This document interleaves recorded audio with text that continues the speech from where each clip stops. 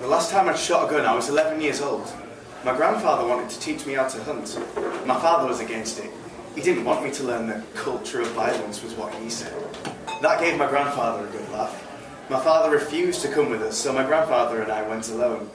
We drove all the way to Sabia, in the northern part of Kuwait Bay, to catch birds on their migration route. In the first couple of times I took a shot, I recoiled. When I tripped on a rock and fell on my shoulder, I cried. My grandfather knelt in front of me, grabbed both my arms, and told me that men didn't cry, before shoving the gun back in my arms again. My shoulder was throbbing, but I didn't recoil after that. And I didn't cry when I saw my grandfather's bullet shoot clean through that lapling's chest. 6 years had come and gone, and I'd never since shot a gun. But I still remembered how to do it. I didn't know what the hell got into my mother. It festered. Whatever. This was the day. I found the gun that the boys from the resistance hid at our house, and it stuffed it in my jeans. It pointed at my groin. Too risky.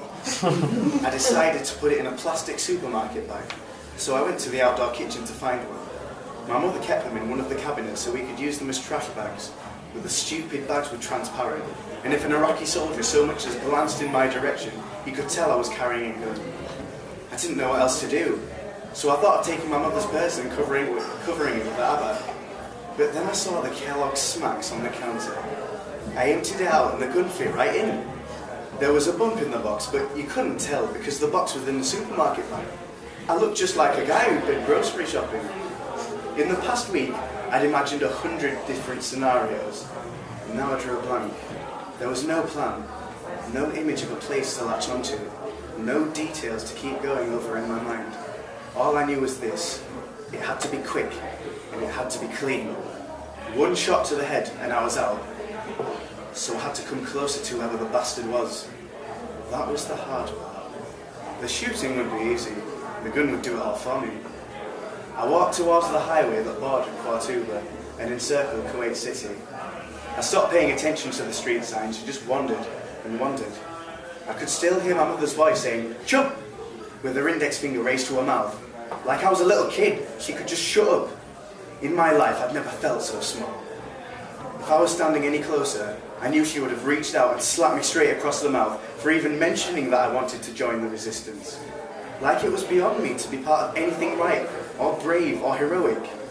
It was beyond me to be of any use at all. Maybe she wanted me to be unsuccessful and useless, so she could always control where I went, and what I did, and with whom.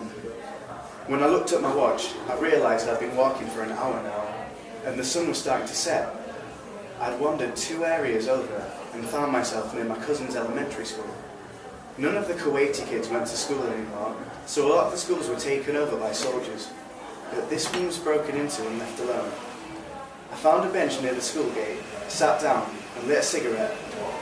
When I finished, I'd go back home, and the first thing I would do, I swore to myself, was to tell my mother that I'd shot a soldier.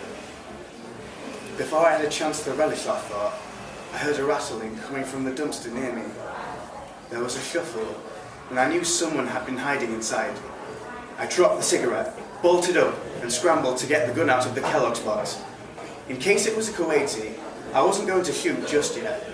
I held the gun with both hands and pointed it at the dumpster. "Get out!" I yelled. There was a scraping sound. I figured he was pulling a knife out, and it had scraped the inside of the dumpster. "I have a gun! I'll shoot!" A military plane whined overhead, and this bastard was still in the dumpster, eyeing me through some hole. He must have had an intercom in there. They were communicating somehow. Him and the plane. This was an ambush, I was sure. But what if it was a Kuwaiti? What if he thought I was an Iraqi faking a Kuwaiti accent? If you ask me, if I would have taken getting shot over killing one of my own, the answer would have been clear as the desert sun. "I'm counting to 3, you shit!" I could hear a shuffle. He must have had a gun. If I gave him any more time, he would shoot me for sure. 1, 2... A cat leapt up from inside the dumpster and balanced itself on the rim. I laughed. Not the kind of laugh I had when my friends made dumb jokes and I didn't want them to embarrass them. No, it was a laugh from the heart, chuckles and shoulders shaking and everything. Hadn't laughed like that in ages. Hadn't laughed like that since I was drunk. I put the gun back in my bag, took a deep breath before I lit another cigarette, and sat down on the curb to smoke it. If my mother had let me join the resistance boys from the neighbourhood, I would have been making my way up the ranks by now. I would have shown I was a quick learner, and they would have told me where to go. I was fighting blind here. Anyway, if I did get caught, I decided I'd kill myself. Then I thought, that's haram. I didn't want to go to hell for that. Better they killed me. At least then I'd die in matter. But if they didn't kill me on the spot, if they managed to take me alive, they would most definitely torture me. They'd want me to spill everything I knew about the resistance, but I wouldn't tell them shit. Every time they would try to beat it out of me, I'd just tell them what a good woman their mother was. Then I tried to imagine what I'd feel like if someone put out a cigarette on my skin, because I couldn't imagine what it would be like to get an electric shock to the groin. So I looked at my cigarette. I held my breath and brought it close to my wrist. Closer, closer, until I could feel the heat of it, almost touching. You! Boy! The voice came from behind. I jumped. The soldier was coming towards me, a hand clinging to his gun. I dropped my cigarette and put my hands up. What are you doing here? Nothing. I'm having a smoke.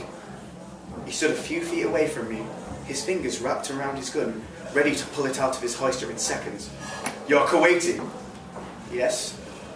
Why don't you go smoke in one of your palaces? He hawked, and spat out a ball of phlegm and saliva that landed on my shoe. Do it. Damn it. Do it now. Go smoke somewhere else. I turned around and walked away. Hey! The soldier called out. Give me a lighter! I took it out of my pocket, held it out and lit his cigarette. Stay still, you shit! I tried to steady my hand. Just give it to me! He grabbed the lighter and lit his cigarette. His hand wasn't on his gun anymore. What are you staring at? You're not waiting for me to give you back the shit lighter, are you? I turned around and headed towards the highway. There wasn't a single car on the road, but the wind was furious, and it started punching me in the ears. The cold was in my bones now, but I was sweating, and I didn't know why. And I didn't know why I was walking back, but I was. He was still there, still smoking the cigarette, and holding the lighter he took from me.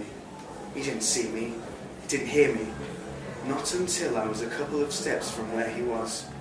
I took out the gun. That's what made it turn around. That's when I pulled the trigger.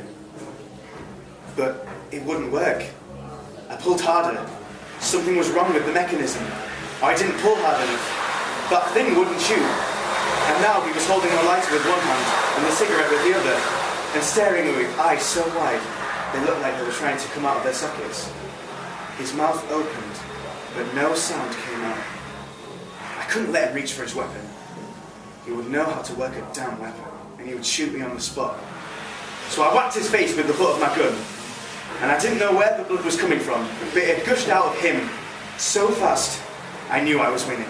He'd pass out soon, like in the movies, and I could make a run for it. But he only stumbled, and was now trying to pull his gun out. I saw that I would die then. That was it. I didn't have a chance to repent, and even my resistance wouldn't count because I failed. Like with everything, I failed. But now, I was sitting on top of him, and I straddled his arms so he couldn't move them. I hit his left eye, and again, over and over. Mash it, no features. He tried to scream, but I stuffed the supermarket bag down his throat, and he kept bashing his head with the muzzle of my gun. Part of his brown hair went black with blood. There was this sound, a crackling. It got louder with each hit, and then it went away altogether. His face was a pulp. Oh shit, I thought I heard him whimper. Then his body went limp. I stayed on top of him, but I had to stop looking at his face. When I looked away, there was the cat. It was staring at me. Go away! It settled on the ground next to me, like it wanted to take a nap. Get the hell out of here, you shit! I grabbed some dirt and threw it at the cat. As I started to get up, I saw his face again. That's when I retched. There was blood in my vomit. I touched my chest, my head. my face to see where he'd shot me, but then I knew it was his blood in my mouth. I looked back to check if he was moving. Nothing. But when I left, his good eye, it was still looking at me.